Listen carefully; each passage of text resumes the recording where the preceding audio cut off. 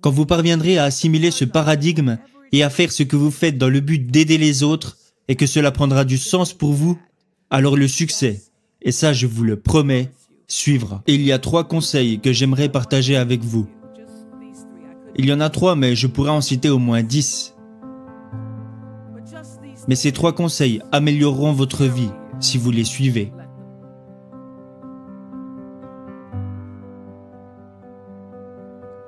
Premièrement, sachez qui vous êtes. Sachez qui vous êtes. Soyez capable de répondre à ces questions. Qui suis-je? Et qu'est-ce que je veux vraiment? Je vous pose cette grande question. Qui êtes-vous? Qui êtes-vous vraiment? Ma réponse est que je suis une enfant de Dieu. Je suis celle qui est née de l'amour de Dieu. Je suis, comme l'a dit Pierre de Chardin, un être spirituel vivant une expérience humaine, venu perpétuer le souffle de mes ancêtres, mais également à la poursuite du souffle des anges. Et j'ai compris que parce que je suis connecté avec la source de tout ce qui est, alors tout ce qui est possible pour moi. Ça, c'est qui je suis.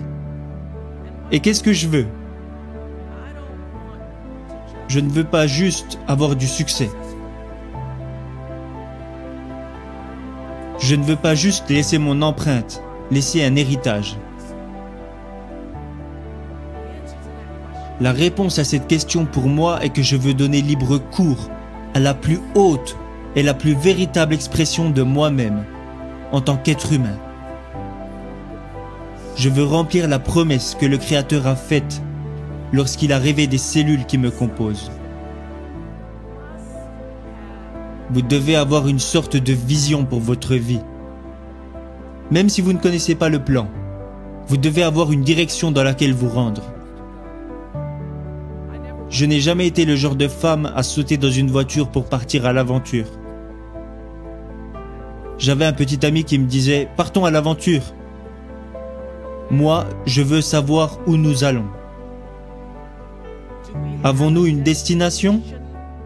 Avons-nous un endroit où aller ou allons-nous juste rouler vers l'inconnu? Ce que j'en ai appris est une grande métaphore de la vie. Vous devez être sur le siège conducteur de votre propre vie. Parce que si ce n'est pas le cas, la vie décidera pour vous. Alors prenez conscience de qui vous êtes vraiment, dans le temps et l'espace que nous incarnons. C'était le premier conseil. Que voulez-vous? Qui êtes-vous?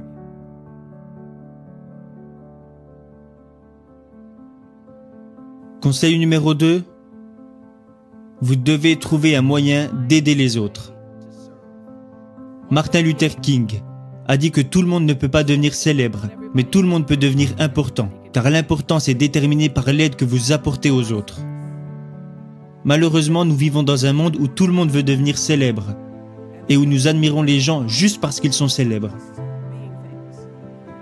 Nous pensons qu'être connu nous apporte plus de valeur. La vérité est que cela s'estompe avec le temps. Aider les autres et l'importance même que vous apportez à aider les autres est ce qui perdurera avec le temps. Alors, quelle que soit votre profession, votre talent, votre don, peu importe ce que vous produisez, peu importe votre produit, considérez cela comme le moyen d'apporter de la valeur au monde. Quand vous parviendrez à assimiler ce paradigme et à faire ce que vous faites dans le but d'aider les autres et que cela prendra du sens pour vous, alors le succès, et ça je vous le promets, suivra. Conseil numéro 3, c'est un conseil très simple et en même temps très dur à suivre. Faites toujours de bonnes choses.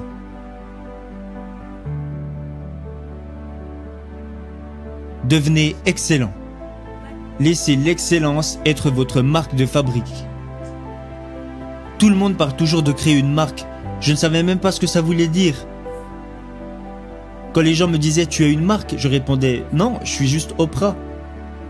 Ce que je réalise à présent, c'est que vos choix de faire de bonnes choses, de bonnes actions, à travers toutes les situations que vous pouvez rencontrer au cours de votre existence, est ce qui crée votre marque de fabrique. Et ce dont je me rends compte à présent est que lorsque vous êtes excellent, vous devenez inoubliable. Les gens se souviennent de vous.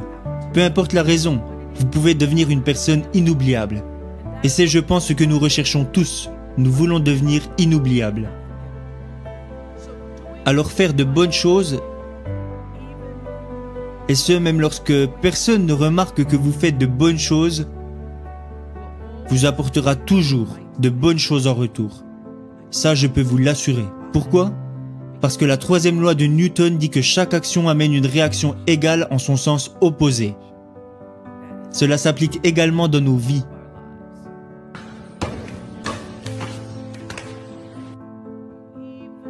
Alors tout ce que vous pouvez me faire vous reviendra un jour dans la figure. Alors vous n'avez pas besoin de prendre votre revanche. Vous n'avez pas besoin de vous venger ou être sûr qu'ils paieront pour tout ce qu'ils ont fait. Vous devez juste vous assurer de faire de bonnes choses et de bonnes choses vous seront données en retour, même par les gens qui ne vous soutiennent pas. J'ai beaucoup d'anecdotes à ce sujet lors du tournage de mes émissions. Il y a beaucoup de mes émissions qui n'ont jamais été diffusées. Et la raison pour laquelle elles n'ont jamais été diffusées est que j'avais le dernier mot.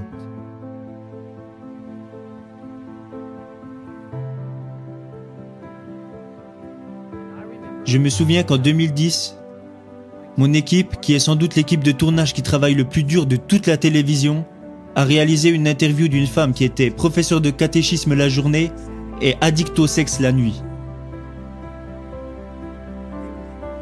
Mon équipe me disait « Tu ne vas pas en revenir, tu dois absolument la rencontrer. » On a parlé avec elle et elle est prête à tout nous dévoiler.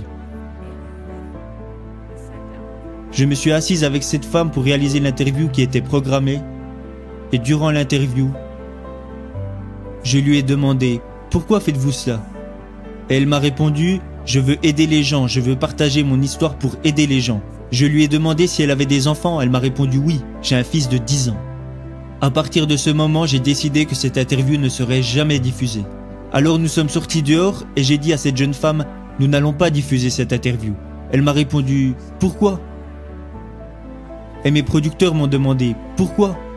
Elle sait qu'elle va être filmée, elle sait ce qu'elle fait. Je leur ai répondu parce que son fils ne s'en remettra jamais. Son fils ne s'en remettra jamais. Cette émission ne valait pas la peine pour moi. Elle ne valait pas la peine pour moi de savoir qu'il allait y avoir un jeune garçon de 10 ans dont la vie allait être détruite parce que sa mère passait au Oprah Winfrey Show pour parler de ce qu'elle faisait. Faites de bonnes choses. Et ce, même si d'autres personnes pensent que ce n'est pas le cas. Et souvent, lorsque vous prenez la décision de faire ce qu'il faut, votre esprit se met immédiatement à douter. Est-ce que j'ai pris la bonne décision? Est-ce que j'ai bien fait de faire ça?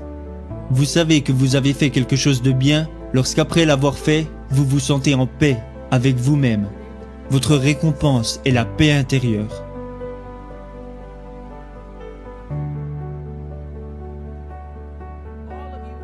Tous les êtres humains ont le potentiel d'avoir énormément de succès. Mais il y a un prix à payer pour réussir. Les gens ne vous aimeront pas toujours. Et ils ne seront pas toujours contents pour vous. Et si vous vous entourez de personnes qui ne sont pas habituées à votre succès, elles deviennent craintives, elles deviennent apeurées. Parce que vous leur renvoyez une image de vous qu'elles ne connaissent pas. Alors elles ne vont pas vous dire ouvertement « Tu sais, j'ai peur de l'image que tu me renvoies. Je ne te reconnais plus. » Ils vont vous dire, et vous savez ce qu'ils vont vous dire. Ils vont vous dire « Mais elle se prend pour qui? Elle se prend pour qui celle-là ?» Ce genre de comportement arrivera seulement si vous vous entourez de personnes qui n'aspirent pas le meilleur pour vous.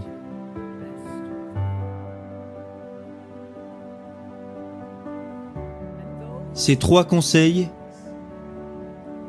ne vous apporteront pas seulement une vie de bénédiction, Moi qui me tiens devant vous, ma vie est tellement bénie que j'ai parfois du mal à le réaliser.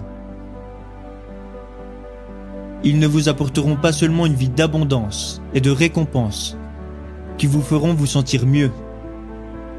Ils vous apporteront une vie de douceur. C'est ça que vous voulez vraiment. Vous voulez de la douceur. Vous voulez que votre vie soit si douce que même lorsque la tempête arrivera, et elle arrivera, vous l'affronterez. Vous l'affronterez et vous survivrez à la tempête sans faiblir et sans bouger, parce que vous saurez qui vous êtes.